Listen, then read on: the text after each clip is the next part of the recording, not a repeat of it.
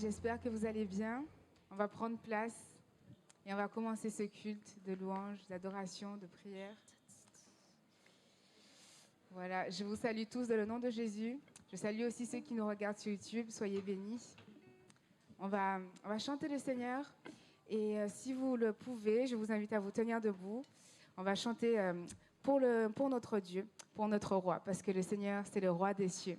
On va entrer dans sa présence avec reconnaissance, avec louange et avec action de grâce parce qu'il est le roi. Il nous donne cette joie que le monde ne connaît pas, que le monde ne comprend pas, mais qui surpasse toutes les situations. On va prendre ce chant, Roi des cieux. Amen.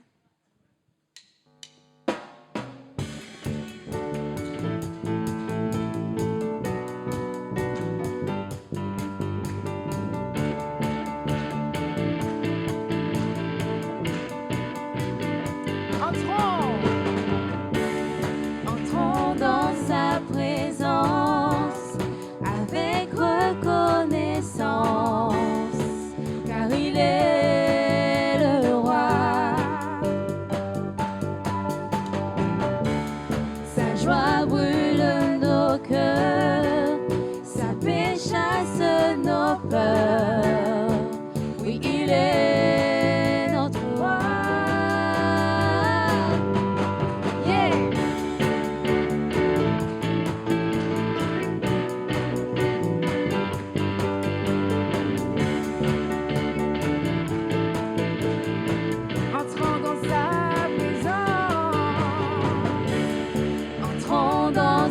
Présence avec reconnaissance, car il est le roi.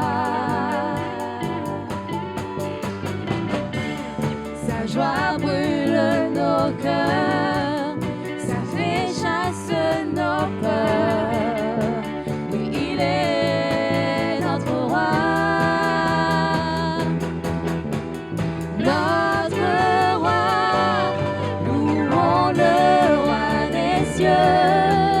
Que la terre entière célèbre le roi, que tous les rachetés poussent un cri de joie.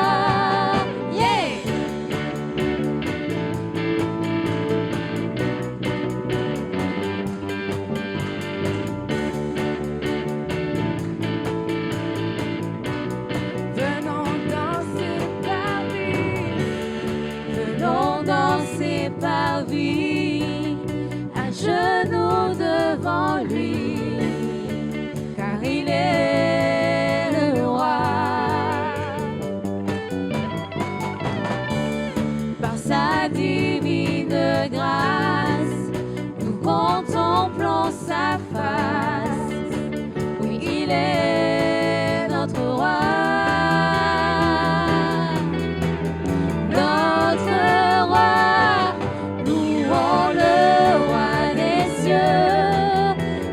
Terre entière célèbre le roi, que tous les rachetés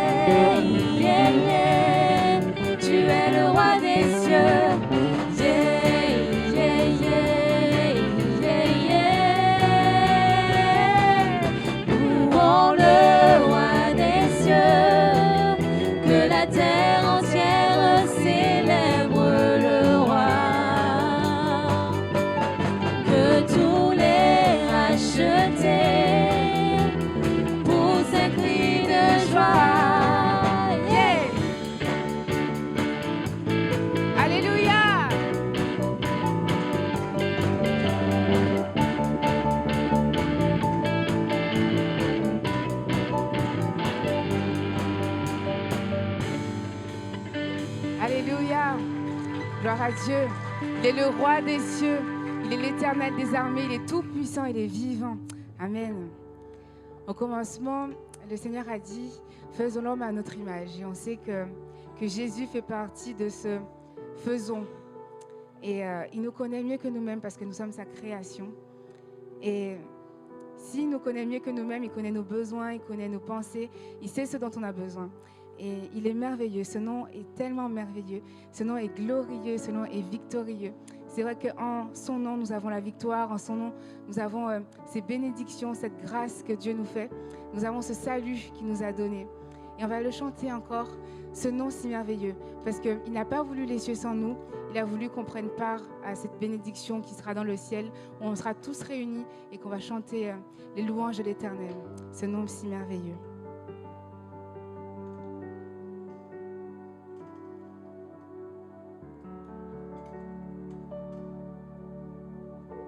Tu étais là dès la création, Fils unique du Dieu très haut. Les mystères de ta gloire révélés en toi, Christ, notre Seigneur. Oh, ce nom est si merveilleux. Oh, ce nom est si merveilleux. Le nom de Jésus-Christ, mon roi. Oh, ce nom est si merveilleux. Sa beauté est sans pareil. Oh, ce nom est si merveilleux. Le nom de Jésus.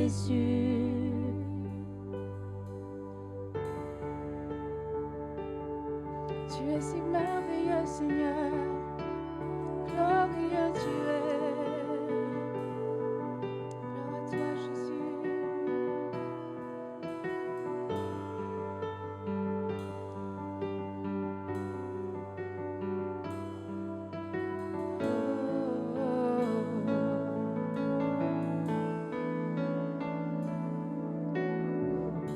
Tu n'as pas voulu les cieux sans nous.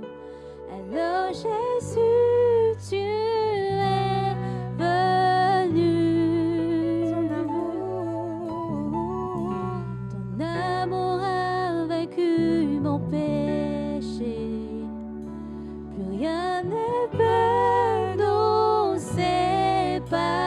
Oh, ce nom est si glorieux. Oh, ce nom est si glorieux. Oh, ce nom est si glorieux. Le nom de Jésus-Christ, mon roi.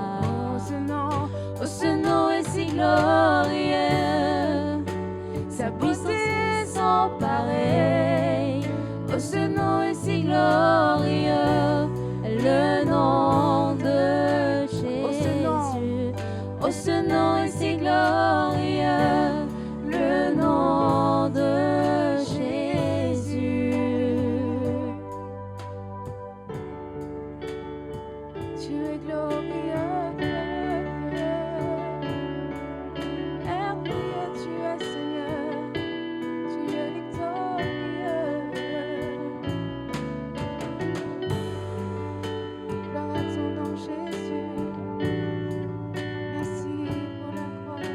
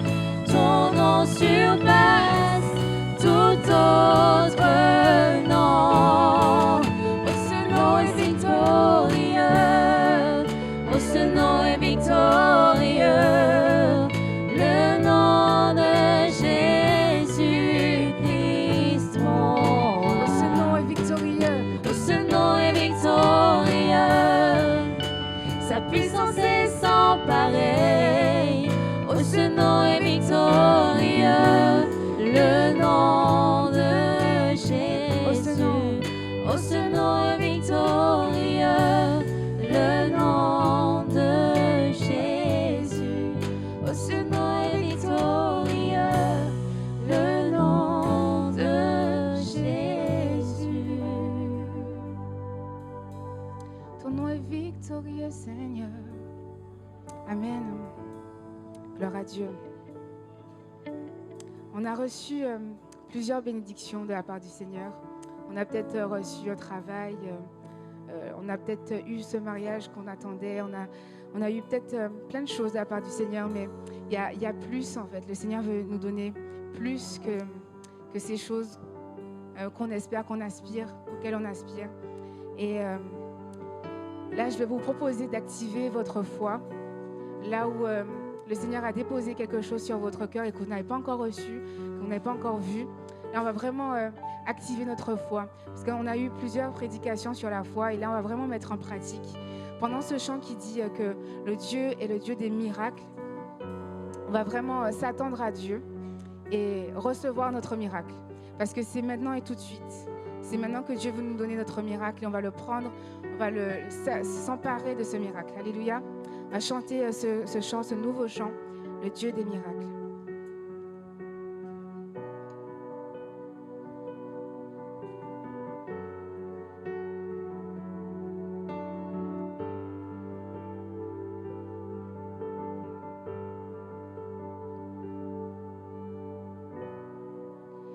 Dieu qui peut rendre la vie est présent tout autour de moi, présent tout autour de moi. Le Dieu qui peut nous faire entendre vient apaiser toutes mes craintes, apaiser toutes mes craintes. Oui, je crois en toi. Oui, je crois en toi. Tu es le Dieu des miracles. Oui, je crois en toi. Oui, je crois en toi. Oui, je crois en toi. Tu es le Dieu des miracles.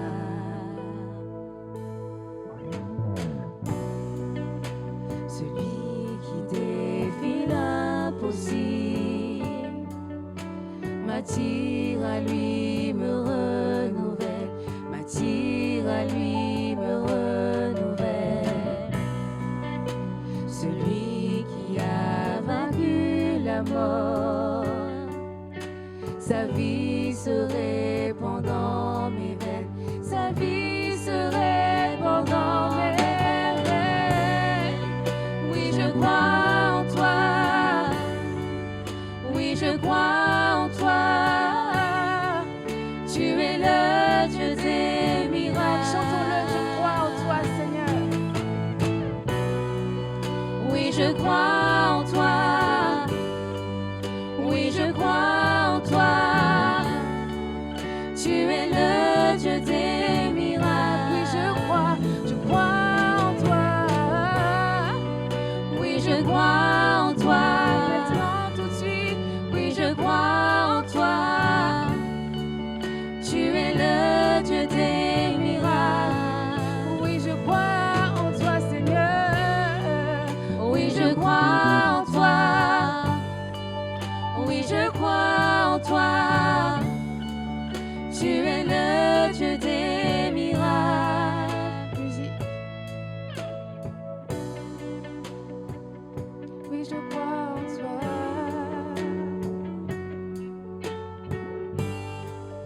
Je crois que tu es capable. Tu es de toute Éternité. Dieu puissant ressuscité. Tu es celui qui donne vie. Tu es celui qui donne vie. Tu es le Dieu des miracles. Tu es le Dieu des miracles. Tu es de toute éternité. Oh Dieu puissant. Dieu puissant ressuscité. Tu es celui qui donne vie. Tu es celui qui donne vie. Tu es le Dieu des miracles. Tu es le Dieu des miracles. Oui, je crois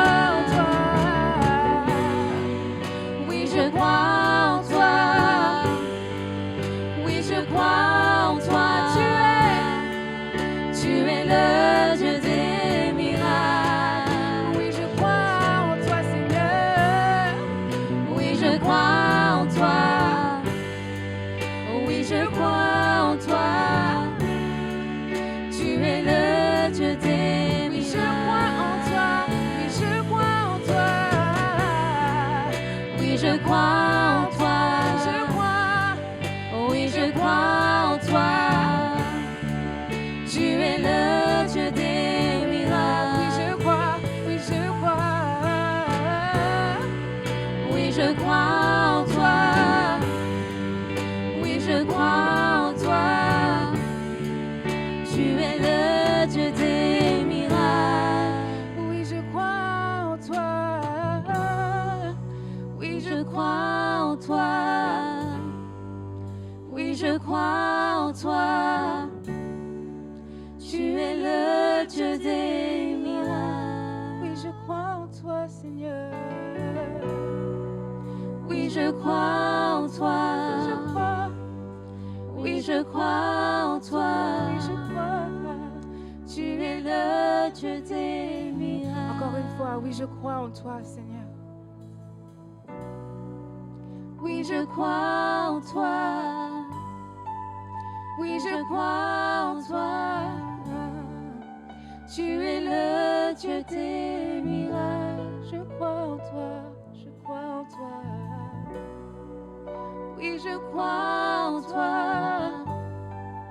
Oui, Je crois en toi.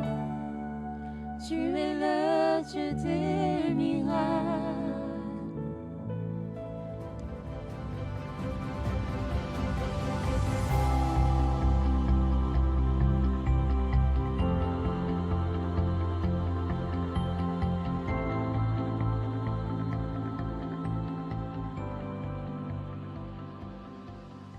Bienvenue à tous. J'aimerais parler sur les caractéristiques de l'immaturité spirituelle. Dans 1 Corinthiens, chapitre 3, verset 1. « Pour moi, frères, ce n'est pas comme à des hommes spirituels que j'ai pu vous parler, mais comme à des hommes charnels, comme à des enfants en Christ.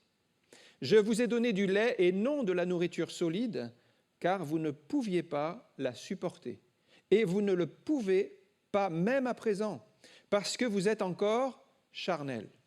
En effet, puisqu'il y a parmi vous de la jalousie et des disputes, n'êtes-vous pas charnels et ne marchez-vous pas selon l'homme? Quand l'un dit « moi je suis de Paul » et un autre « moi je suis d'Apollos », n'êtes-vous pas des hommes? Qu'est-ce donc qu'Apollos et qu'est-ce que Paul?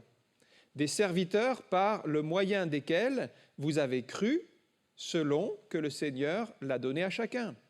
J'ai planté, Apollos a arrosé, mais Dieu a fait croître, en sorte que ce n'est pas celui qui plante qui est quelque chose, ni celui qui arrose, mais Dieu qui fait croître. Celui qui plante et celui qui arrose sont égaux, et chacun recevra sa propre récompense selon son propre travail. Car nous sommes ouvriers avec Dieu, et vous êtes le champ de Dieu, l'édifice de Dieu. Selon la grâce de Dieu qui m'a été donnée, j'ai posé le fondement comme un sage architecte, et un autre bâtit dessus. Mais que chacun prenne garde à la manière dont il bâtit dessus, car personne ne peut poser un autre fondement que celui qui a été posé, savoir Jésus-Christ. Or, si quelqu'un bâtit sur ce fondement avec de l'or, de l'argent, des pierres précieuses, du bois, du foin, du chaume, l'œuvre de chacun sera manifestée, car le jour la fera connaître, parce qu'elle se révélera dans le feu, et le feu éprouvera ce qui est l'œuvre de chacun.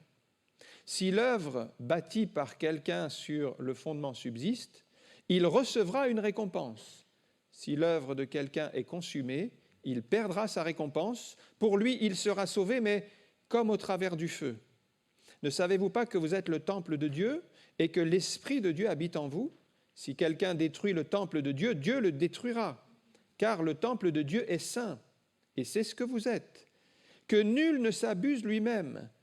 Si quelqu'un parmi vous pense être sage selon ce siècle, qu'il devienne fou afin de devenir sage. Car la sagesse de ce monde est une folie devant Dieu. Aussi est-il écrit, il prend les sages dans leur ruse, et encore, le Seigneur connaît les pensées des sages. Il sait qu'elles sont vaines. Que personne donc ne mette sa gloire dans les hommes, car Tout est à vous, soit Paul, soit Apollos, soit Céphas, soit le monde, soit la vie, soit la mort, soit les choses présentes, soit les choses à venir. Tout est à vous, et vous êtes à Christ, et Christ est à Dieu. Amen. Nous sommes tous passés par le stade du bébé avant de devenir adulte. Personne n'est né directement adulte. Nous avons tous connu cette étape et peut-être pour certains, ça remonte très loin dans le passé. Mais en réalité, nous avons tous été des bébés un jour. Et c'est ainsi que nous avons appris à manger, à parler, à marcher, à nous développer pour devenir des adultes. Jésus lui-même a connu une croissance. Il n'est pas né directement adulte. Il est né comme un petit bébé, mais il n'est pas resté un petit bébé. Il a grandi. La Bible dit, c'est dans Luc 2,52, il croissait en sagesse, en stature et en grâce devant Dieu et devant les hommes. Ça, c'est normal. Ce qui est normal sur le plan physique l'est aussi sur le plan spirituel. Et ce qui est anormal sur le plan physique l'est aussi sur le plan spirituel. Ce qui est anormal, c'est que l'on ne grandisse pas et qu'on reste des bébés spirituels. Il y a une forme de maladie qui existe, c'est quand des bébés évoluent mal, se structurent mal, et on parle de déficience physique, psychologique. Ils n'arrivent pas à faire les choses qu'un adulte devrait faire. Ils restent dans leur esprit limité. Il y a même parmi les psychologues certains qui parlent du syndrome de Peter Pan. Le syndrome de Peter Pan, c'est ceux qui refusent de grandir. Ils restent au stade de l'enfance, mais ce n'est pas normal. Ils sont adultes et ils devraient se comporter, ils devraient parler, ils devraient agir comme des adultes. Et ça, sur le plan spirituel, c'est une maladie. C'est une maladie sur le plan physique et sur le plan spirituel. Et si on regarde sur le plan spirituel, donc nous sommes tous nés bébés, donc c'est la nouvelle naissance. C'est le jour où nous avons accepté Jésus comme Seigneur et Sauveur, alors nous sommes nés de nouveau, mais comme des bébés. Nous ne devons pas rester au stade du bébé. Une fois nés de nouveau, nous devons grandir. Et pour grandir, il faut le désirer, il faut le rechercher, il faut avoir faim et soif de la parole de Dieu. Pour grandir, vous ne devez pas côtoyer d'autres bébés. Vous devez côtoyer des personnes qui sont matures spirituellement et qui vont vous entraîner dans la maturité spirituelle. Si vous vous entretenez toujours avec des bébés spirituels, vous ne grandirez pas spirituellement. Et c'est pourquoi nous avons la parole de Dieu, nous avons des enseignements, nous avons toutes sortes d'outils pour nous permettre de quitter le monde de l'enfant spirituel et grandir dans la foi et devenir des hommes et des femmes matures sur le plan spirituel. Alors, j'aimerais voir quelques caractéristiques que Paul mentionne ici de l'immaturité, ce que nous devons quitter le monde de l'enfance, du bébé spirituel, pour aller vers la maturité. La première caractéristique des bébés spirituels, au verset 1, c'est qu'ils sont charnels. Il dit, ce n'est pas comme à des hommes spirituels que j'ai pu vous parler, mais c'est comme à des hommes charnels. Et j'ai trouvé ce thème qui revient dans Romains chapitre 8, versets 5 à 8. Ceux en effet qui vivent selon la chair s'affectionnent aux choses de la chair, tandis que ceux qui vivent selon l'esprit s'affectionnent aux choses de l'esprit. Et l'affection de la chair, c'est la mort, tandis que l'affection de l'esprit, c'est la vie et la paix. Car l'affection de la chair est inimitié contre Dieu, parce qu'elle ne peut pas se soumettre à la loi de Dieu, elle ne peut pas, même pas le faire. Or, ceux qui vivent selon la chair ne sauraient plaire à Dieu. Voilà, ceux qui vivent selon la chair. Donc, vivre selon la chair, c'est quelque chose qui ne plaît pas à Dieu. Qu'est-ce que c'est que vivre selon la chair ? Eh bien, c'est quand vous aimez suivre vos pulsions, vos passions, vos désirs. Vous ne prenez pas le temps de prier, mais vous faites tout ce qui vous passe par l'esprit et vous pensez que ça vient de Dieu. Et si on regarde les enfants, ils aiment jouer ensemble et quand il faut se nourrir, par exemple, ils aiment tout ce qui est bon, tout ce qui est sucré, des bonbons, des chocolats, tout ce qui, finalement, s'ils en prennent trop, va être nocif. Ils n'ont pas la réflexion de se dire « il faut que je mange équilibré ». Ils n'ont pas la réflexion de la diététique, des lipides, des glucides, de tout ce qui fait le fonctionnement de l'organisme. Tout cela, ça ne les intéresse pas. Ils ignorent ces choses. Tout ce qu'ils veulent, c'est ce qu'ils aiment. Et sans retenue. Et ils vont même jeter ou mettre de côté ce qui est bon pour eux parce qu'ils n'ont pas la notion des choses. Dans la parole, on voit des bébés spirituels qui sont restés bébés spirituels, pourtant c'était des adultes. Je pense à un homme comme Lot. Lot, c'était un adulte sur le plan physique, il avait suivi son oncle Abraham, était sorti d'Ur en Chaldée, mais sur le plan spirituel, analysons-le un petit peu, il était resté bébé spirituel. Pourquoi ? Parce qu'au moment de se séparer de Lot, qui est l'homme de Dieu, celui qui suit les voies du Seigneur, eh bien, Abraham donc laisse Lot choisir, et la Bible dit que Lot, quand il a levé les yeux et qu'il a vu la plaine du Jourdain, il a dit, je vais prendre toute cette plaine. Il y avait les villes de Sodome et Gomorrhe qui étaient mauvaises, mais quand il vit cela, eh bien, il est attiré par les choses qu'il voit, il ne prie pas, il ne raisonne pas spirituellement, et il dit, ça me plaît, je vais m'installer là, dans ces plaines, et puis on dirait un jardin de l'Éternel. Donc il analyse mal les choses. En fait, il voit ce qui lui plaît et ce qu'il a envie, et il va là où ça lui plaît. Il ne prie pas. D'ailleurs, quand vous lisez le livre de la Genèse, on ne voit jamais Lot prier Dieu. Il fait ce qu'il veut. Il aime aller vers ces villes. Mais si vous lisez un petit peu plus bas, une fois que Lot a fait son choix, il y a la vision de Dieu. Et ça n'intéresse pas Lot, puisqu'il ne prie pas. Quand vous ne priez pas, vous ne connaissez pas la vision de Dieu. Vous croyez que ce que vous faites, c'est ce que Dieu veut. Comme Lot. Lot est charnel. Mais la vision de Dieu, Dieu analyse les villes de Sodome et Gomorrhe et il dit, ces villes étaient pleines de grands pécheurs devant l'Éternel. Ça, c'était la vision de Dieu. Et Lot ne s'intéresse pas à ces choses-là, il ne voit pas plus loin que ce qui l'intéresse, et finalement, sa vie a été une catastrophe. Le texte dit que la chair produit la mort. L'affection de la chair produit la mort. Ça s'est confirmé dans la vie de Lot. Si vous regardez sa vie, il va perdre sa femme, il va perdre tous ses biens, même ses 2 filles, en fait, vont être contaminées par l'esprit, la mentalité de Sodome et Gomorrhe. Sa famille a été détruite, sa vie a été un chaos, tout ça parce qu'il a été charnel, bébé spirituel, il n'a pas grandi dans les choses de Dieu. Eh bien, si, comme Lot, vos choix sont uniquement basés sur ce que vous aimez, ce que vous souhaitez, vous ne priez pas, vous ne prenez pas le temps de remettre à Dieu toutes choses, immanquablement, il y aura des difficultés, c'est les conséquences de ces choix. La fréquentation de ces personnes était mauvaise, il y a eu une influence sur sa vie, sur sa famille, et il a tout perdu. Bien, vous perdrez aussi des biens, vous perdrez des amis, vous perdrez des connaissances, tout cela par des choix charnels.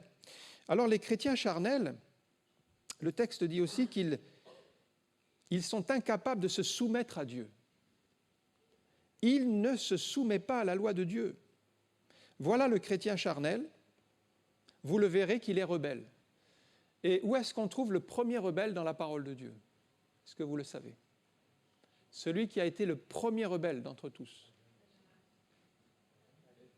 Pardon ? Dans la Genèse ? Ouais, mais ça ne me dit pas qui c'est. Qui ça ? Caïn ? Avant Caïn ? Avant Ève.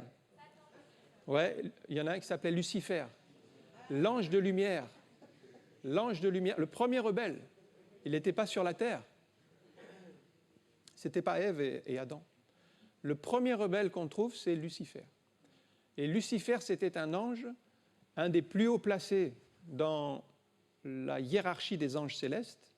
On l'appelait un chérubin protecteur. On pense même qu'il avait un rôle dans l'adoration et la louange, tellement il était en haute responsabilité. Quand on voit sa description dans le livre d'Ésaïe 14, Ézéchiel 28, vous avez la description de Lucifer avant sa chute. Eh bien, qu'est-ce qui a fait qu'il a été précipité du ciel ? C'est parce qu'il a laissé l'orgueil rentrer dans son cœur. Il a voulu se faire l'égal de Dieu, c'est-à-dire qu'il a voulu recevoir l'adoration qui revient à Dieu seul. Et en fait, il s'est fait de fait rebelle à Dieu. Il faut bien comprendre que la chair et la rébellion, elles trouvent son origine même dans le péché de Lucifer. celui qui s'est fait le premier rebelle. Eh bien, quand nous sommes charnels, nous sommes rebelles à Dieu, ça veut dire que nous suivons non pas les voies de Dieu, mais les voies de Lucifer, les voies de ce mauvais maître. L'ange de lumière est devenu le Satan, celui qui détourne des voies de Dieu. Mais d'ailleurs, il faut se rappeler que Lucifer, dans sa chute, a entraîné avec lui d'autres anges qui se sont rebellés aussi contre Dieu, et on les appelle des mauvais esprits, les anges déchus, c'est ça leur origine. Mais si vous regardez les anges saints, ceux qui sont restés fidèles à Dieu, et ce que nous devons être nous, vous le trouvez au psaume 103 et verset 10, que dans le ciel, il n'y a pas de rébellion. Bénissez l'Éternel, vous ses anges, qui êtes puissants en force et qui exécutez ses ordres à la voix de sa parole. Voilà comment ça se passe au ciel. Dans la présence de Dieu, il n'y a pas de rébellion. Dieu la met dehors. C'est ce qui s'est passé avec Lucifer. Et vous voyez, le problème de la chair, c'est qu'elle est rebelle, elle ne se soumet pas à Dieu, donc elle est inspirée par le malin. Avec la chair, vous ne pourrez jamais plaire à Dieu. Pourquoi ? Parce que vous devenez ennemi de Dieu.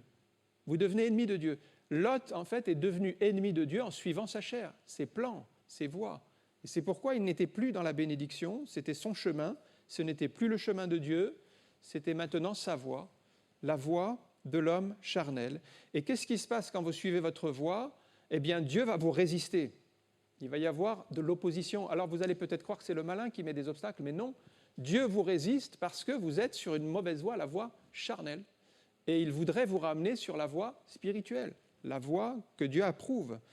Et il n'y a pas d'autre moyen que de passer du charnel au spirituel que par la croix, la crucifixion. Jésus a été crucifié pour nos péchés, mais nous devons aussi passer par la croix nous-mêmes, parce que Paul dit « j'ai été crucifié avec Christ ». Et qu'est-ce qui a été crucifié ? La chair. J'ai été crucifié, ma chair a été crucifiée. Si je vis, ce n'est plus moi qui vis, c'est Christ qui vit en moi. Si je vis, ce n'est plus moi qui vis. La chair est morte. Et quand on est passé par la croix, on a reconnu l'œuvre de la croix, mais on a nous-mêmes crucifié la chair pour suivre la voie du Seigneur. Alors à ce moment-là, on devient spirituel. On commence à rentrer dans la vocation que Dieu a pour notre vie. Ça, c'est une première caractéristique. Donc, le chrétien immature, il est charnel. Deuxième caractéristique qu'on voit toujours dans ce texte,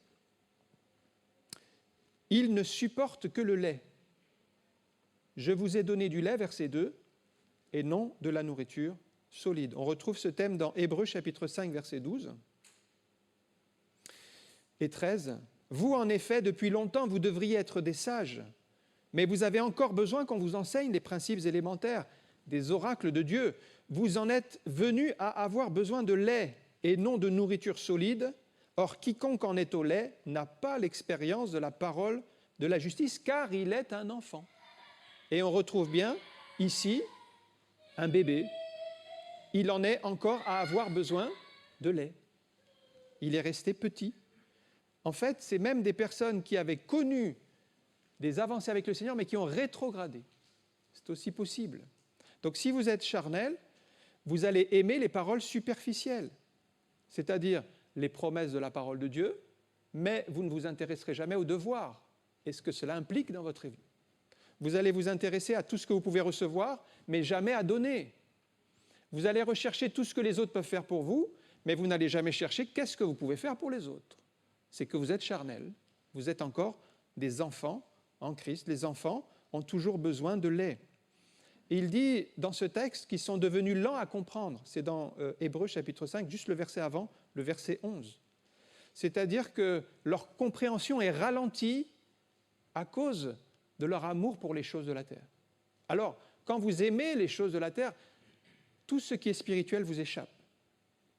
Vous ne pouvez pas tirer profit de la parole de Dieu, parce que la parole de Dieu, c'est une nourriture pour notre âme. Mais elle va vous échapper. Elle va passer au-dessus de votre esprit. Et il y a un effort à faire. Il y a un effort pour méditer la parole de Dieu. Qu'est-ce qui fait que je vais être nourri ? Ce n'est pas simplement le fait de lire, et c'est très bien de lire la Bible. Ce n'est même pas seulement le fait d'écouter, c'est le fait de méditer la parole de Dieu. Et la méditation, c'est autre chose. C'est quand vous réfléchissez dans la prière dans un esprit de prière à ce qui vous est dit et vous cherchez à l'appliquer dans votre vie. Et ce petit effort que peu font finalement, c'est ça qui fait votre nourriture. Donc la lecture, c'est bien, mais ça va vous nourrir l'esprit. Pour nourrir votre cœur, il faut la méditation. Et ça, c'est un effort. Et généralement, on n'aime pas faire des efforts. On aime mieux quand tout est facile. Mais regardez 2 Pierre chapitre 1, verset 5. La parole de Dieu n'est pas contre les efforts. La parole de Dieu nous dit, à cause de cela même, faites tous vos efforts. Alors, est-ce que vous aimez bien faire des efforts? La plupart, on n'aime pas. Mais non, on n'aime pas trop faire des efforts. Mais pourtant, la parole de Dieu nous dit, si vous voulez profiter de toutes les grâces et des bénédictions, il y a des efforts à faire. Faites tous vos efforts. Ne restez pas au stade de la petite enfance. Cherchez à grandir pour joindre à votre foi la vertu, à la vertu la connaissance, à la connaissance la maîtrise de soi, à la maîtrise de soi la patience, à la patience la piété, à la piété l'amitié fraternelle, à l'amitié fraternelle l'amour. Car si ces choses sont en vous et y sont avec abondance, elles ne vous laisseront point oisifs ni stériles pour la connaissance de notre Seigneur Jésus-Christ. Voilà pour grandir. En fait, pour grandir, c'est comme s'il y a un cursus. Vous voyez, quand on regarde dans la société aujourd'hui, il y a un cursus. Vous commencez par la maternelle, ensuite vous allez à l'école élémentaire, le collège, le lycée, parfois la faculté, et puis il y a un cursus comme ça jusqu'à un diplôme pour arriver à une certaine maturité. Eh bien, dans le domaine spirituel, il y a un cursus. Il faut commencer par ajouter à la foi, il faut ajouter la vertu. Ensuite, il faut ajouter la connaissance, etc. Et on grandit, et on ajoute, et on persévère. Et comme ça, on devient de plus en plus mature pour la connaissance de notre Seigneur spirituel. Alors, dans la parole de Dieu, nous avons un vrai trésor. Nous avons tout ce dont nous avons besoin pour notre âme. Il y a des richesses extraordinaires, mais quand on est charnel, c'est comme si on passe à côté des richesses de la parole de Dieu. Pourtant, la richesse, elle est bien là, mais on ne la saisit pas. Concernant les jugements de Dieu, regardez le psaume 19 et le verset 11. C'est le psalmiste qui dit « Ils sont plus précieux que l'or, que beaucoup d'or fin ». Est-ce que nous le réalisons quand nous lisons la parole de Dieu? La richesse des trésors qui sont à notre disposition. Ou alors est-ce que ça nous échappe complètement? Si nous sommes charnels, cela échappe à notre esprit. Il y a des précieux trésors plus que l'or. Vous voyez, le charnel, lui, il va préférer les biens matériels, tout ce qui le réconforte dans son bien-être, dans son confort. En fait, il va chercher tout ce qui lui plaît. Mais celui qui est spirituel cerne que les jugements de Dieu sont bien plus précieux que tous les biens matériels que le monde propose, plus que l'or. Ils sont plus doux que le miel de celui qui coule des rayons. Alors, nous devons réaliser que dans la parole, il y a une richesse extraordinaire et nous ne voulons pas passer à côté, comme ceux qui sont charnels, qui ne cherchent que ce qui leur plaise dans la parole. Alors, ils vont chercher une promesse, ils vont chercher généralement, ceux qui sont charnels, ils lisent la parole au hasard. Ils n'ont pas de méthodologie. Ils ne suivent pas un plan de lecture sérieux, mais ils cherchent ce qui va leur faire du bien tout de suite. Ce n'est pas suffisant. C'est le domaine de l'enfance, du bébé, oui. Merci Seigneur, parce que déjà c'est quelque chose. Mais ce n'est pas suffisant pour progresser. Pour progresser, il faut avoir une méthodologie, eh bien lire, commencer par exemple Matthieu. Allez, on va lire tout le Nouveau Testament et on va commencer par Matthieu, 1 chapitre, 2 chapitres, 3 chapitres. Chaque jour, on va lire un chapitre et on va méditer et on continue comme ça, peut-être 2 chapitres, 3 chapitres, ceux qui peuvent lire plus. Et comme ça, on va avancer pour lire tout le Nouveau Testament.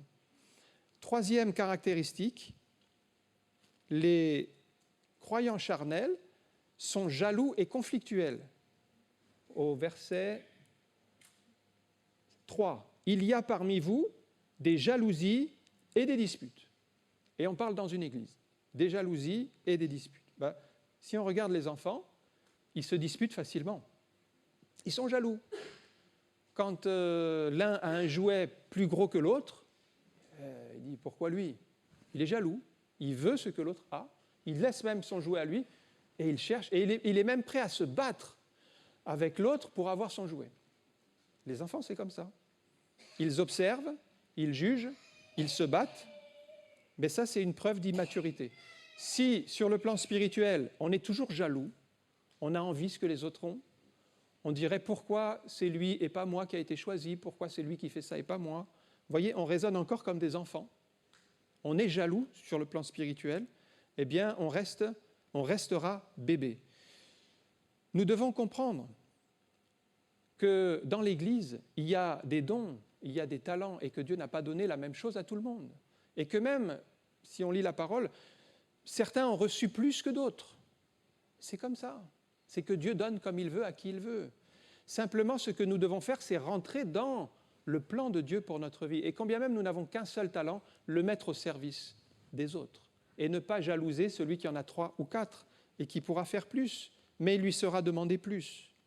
Donc quand on se bat contre la chair. On n'a pas compris.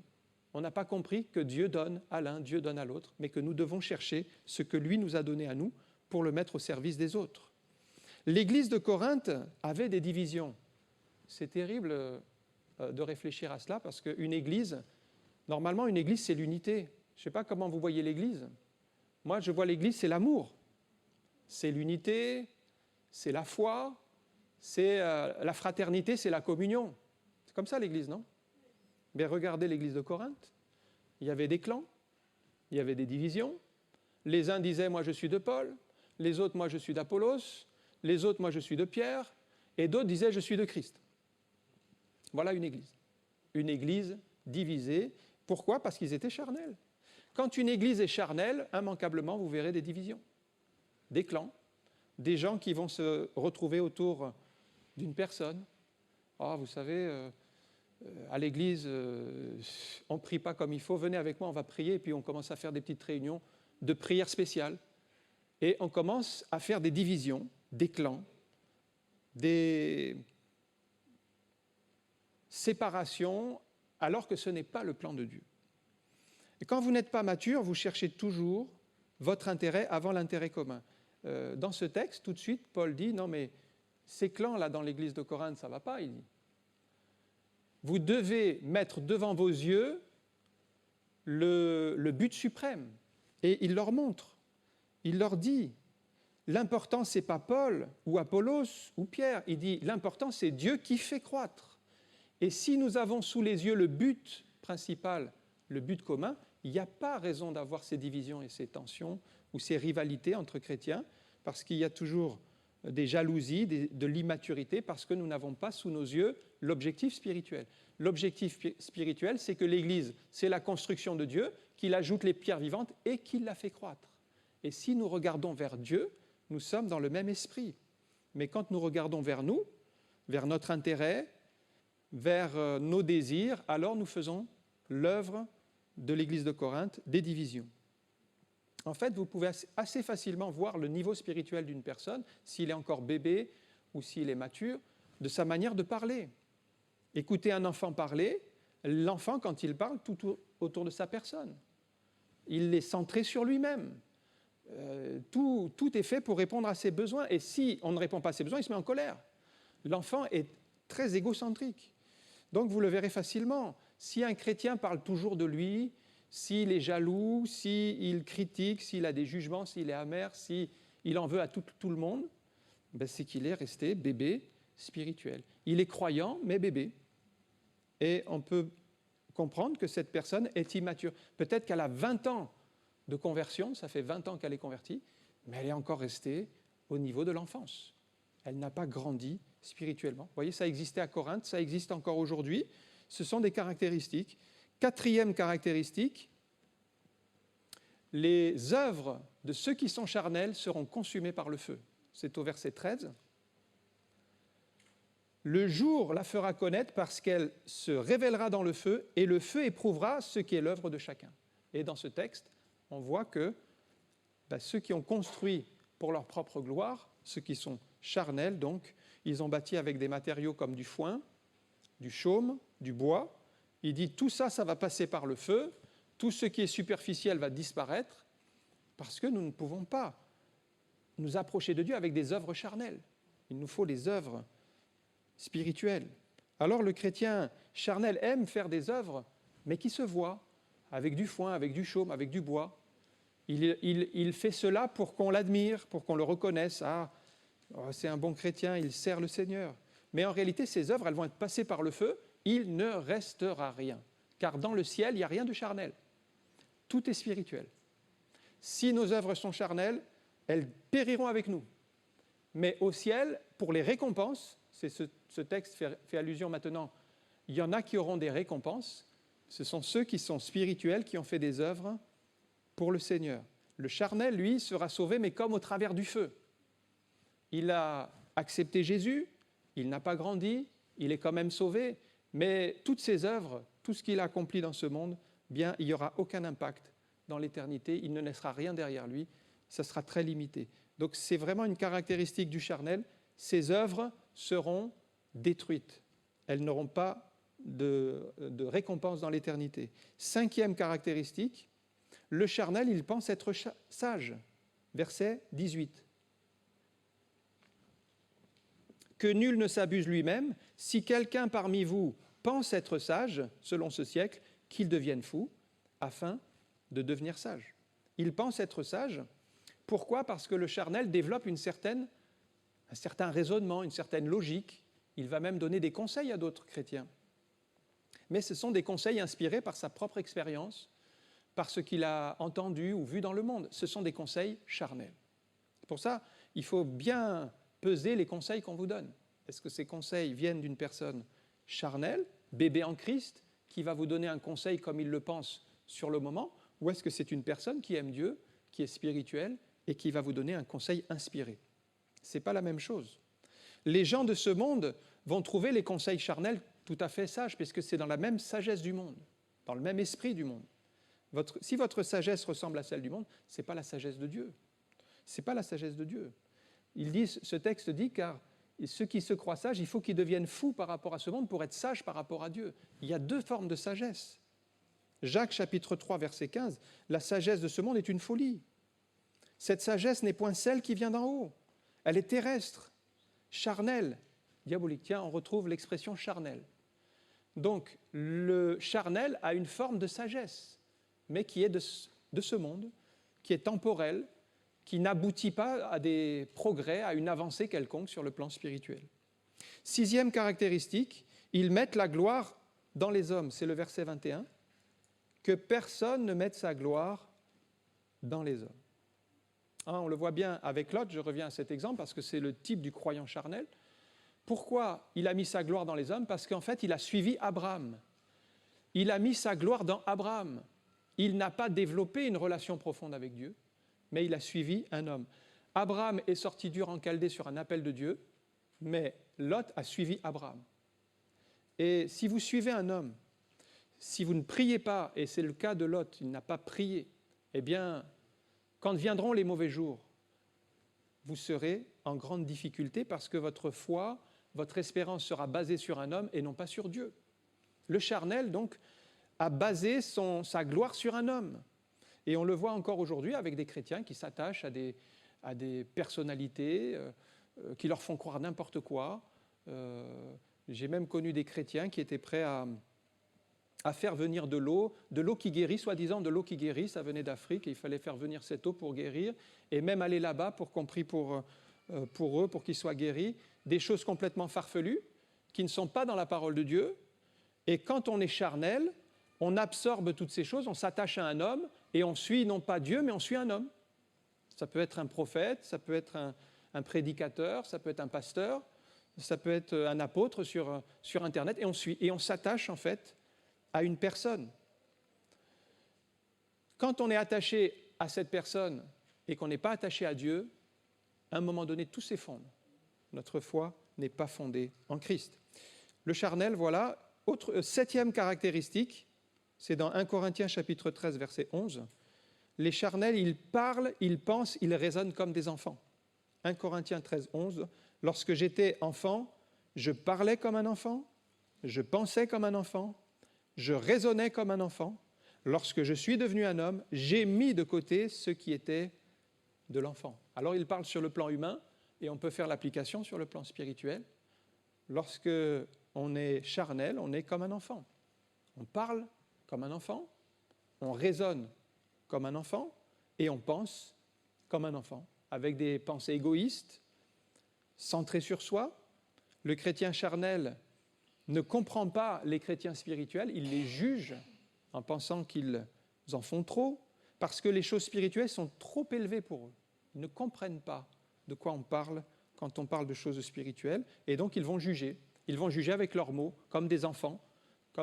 Si vous assistez à un cours, par exemple, un cours en faculté avec un astrophysicien, avec un certain niveau, si un enfant se retrouve là, il va dire, mais il ne comprend rien de ce qui se passe. C'est d'un niveau trop élevé pour son esprit. C'est pareil sur le plan spirituel. Il y a des données, il y a des vérités qui sont trop élevées pour les enfants et qu'il faut grandir pour les saisir.